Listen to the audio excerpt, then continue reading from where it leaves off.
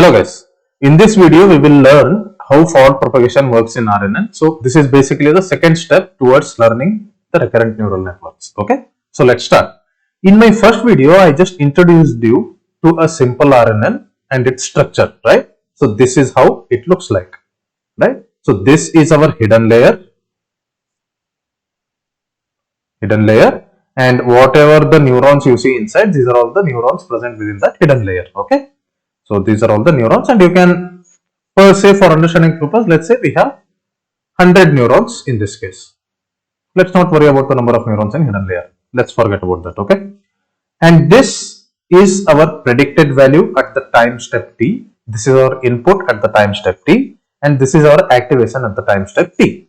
Okay, now there is something activation at the time step t minus 1. I'll explain you in few minutes from now. Okay, so how this looks like if we expand this in multiple time steps, right? So let's say we have around let's say we have an input statement x of length tx.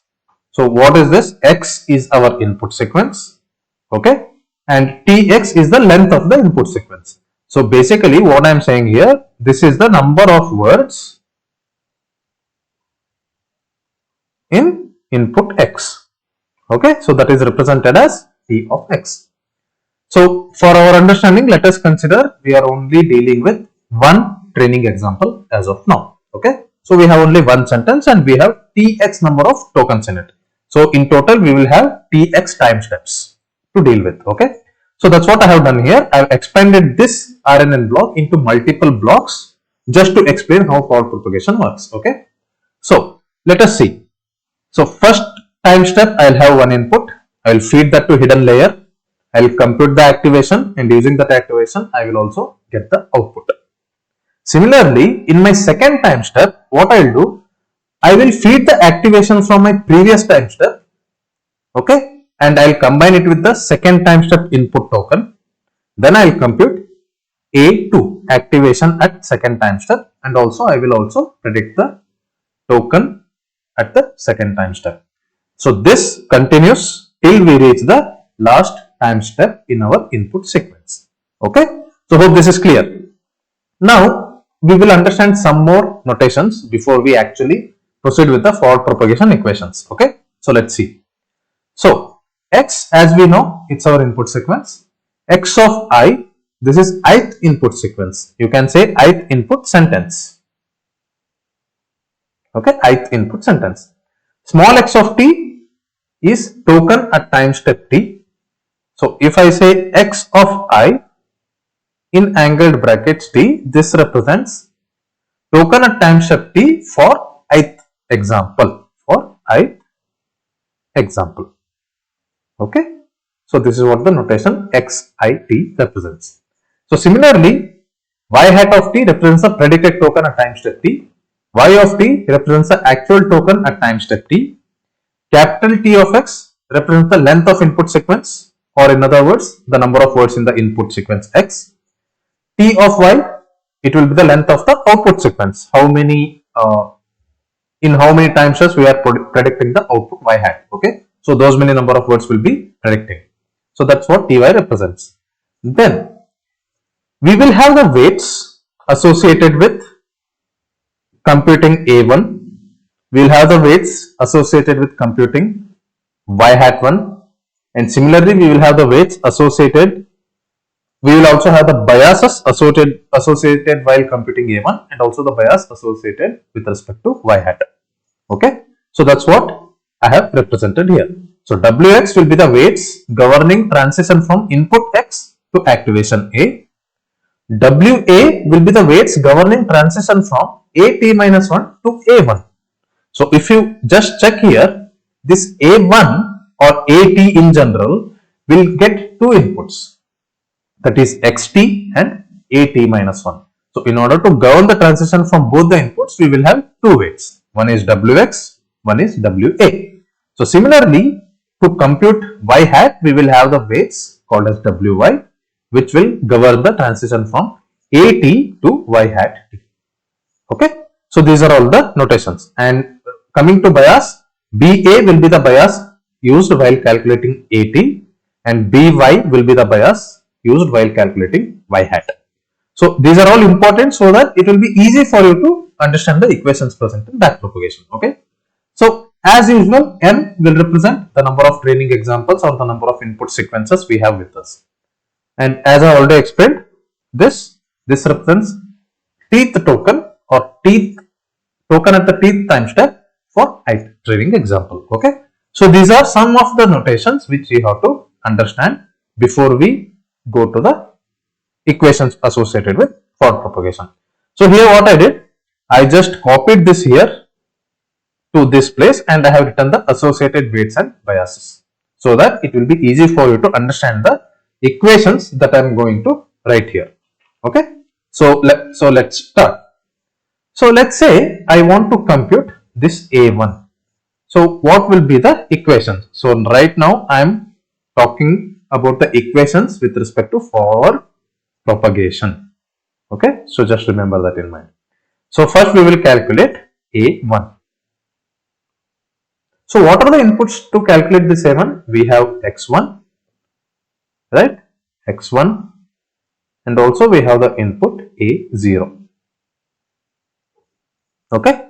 So we have to consider both of these to compute our A1. Okay. So let's write the equation for that. A1 will be equal to WA into A0, okay, plus WX into X1 plus BA associated with activation A, and we will apply some activation function to this entire equation, right? So this is our A1 activation at time step 1. Okay. So now how do we calculate y hat of 1 prediction at time step 1? That is similar to this WY A1 plus BY, and to this we will apply some activation function. You already know there are multiple activation functions. It could be any of those activation functions. So this f is some activation function. Okay, some activation function. It could be sigmoid, it could be tan H, it could be ReLU, it could be leaky ReLU, it could be ELU, it could be softmax, it could be anything. So there are multiple activation functions available. We can make use of any of the activation functions here. But with respect to RNN, most widely used activation functions are sigmoid, tan H, ReLU and leaky ReLU. Okay. So these four are most widely used within the hidden layers. And as you know, if we use sigmoid, we will be facing something called as vanishing gradient. So you should be careful while using sigmoid with respect to hidden layers. Okay. So this is the equation in order to calculate the activations at time step 1 and predicted output at time step 1. Okay. So in general, what we can write, activation at time step t will be equal to some activation function WA into A t minus 1, correct, plus WX into XT, okay, plus BA. And similarly, this y hat of t will be equal to some activation function of WY into AT plus BY. Okay. So hope these equations are clear and making some sense. So in order for you to understand this, you have to understand these notations what I have explained here. Okay. So please keep that in mind. So now what are these multiple hidden layers? Initially when I was introducing to you, I told it will be just one hidden layer and it will be feedback loop, right? So what happens? There will be only one hidden layer with multiple neurons and one weight matrix WX, one weight matrix WA, one weight matrix WY. So I have just expanded this entire thing to explain it to you guys how it works when we propagate through the time. Okay. So when I say propagate through the time, we will encounter multiple tokens at multiple time steps, right? So that to explain that, we will expand this and then we have written the equation here. So what happens while calculating A2? So the same hidden layers will be used. Okay, so these two are not different, guys. So these two are not different. So they are one and the same thing. Similarly, all these things are same. This is just one hidden layer with multiple neurons in it. We are making use of this for multiple tokens at different time steps. And at different time steps, we will have different predictions and different activations associated with it. So that's why I have expanded it in order to explain it to you guys about the forward propagation. So hope this video is clear to you guys. I have tried to explain it in much simple terms as much as possible. Okay. So if you guys have any questions, please reach out to me via comment section. I will be reaching out to you with the answers. Okay. So if you like my content, please give it thumbs up so that it will reach many more people who can understand this way of explanation. And please do not forget to subscribe to my channel if you haven't subscribed yet. Okay. So see you all in the next video. Till then, happy learning. Bye bye.